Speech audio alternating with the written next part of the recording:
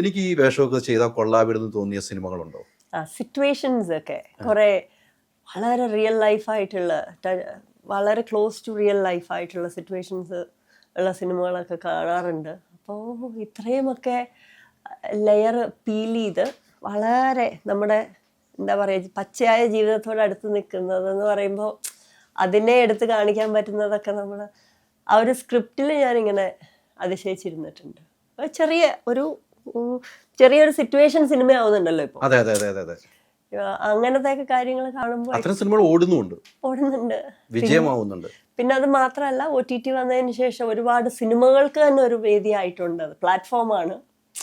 ഒരുപാട് കലാകാരന്മാർക്ക് അതൊക്കെ കാണുന്നുണ്ട്, വളർച്ചകളൊക്കെ കാണുന്നുണ്ട്, എൻജോയ് ചെയ്യുന്നുണ്ട്. ഈ ഇപ്പം വാട്സാപ്പ്, അന്നൊന്നും ആ വാട്സാപ്പ് ഇല്ല, ഒന്നുമില്ല. ഓർക്കുട്ടൊക്കെയാന്ന് തോന്നുന്നു അന്നത്തെ കാലത്ത് അല്ലേ? ഫേസ്ബുക്ക് അത് കഴിഞ്ഞിട്ടാ വന്നു. നമ്മൾക്ക് ഓർക്കുട്ട് കാലത്തിൽ ഓടിയ ആളുകളാണ്.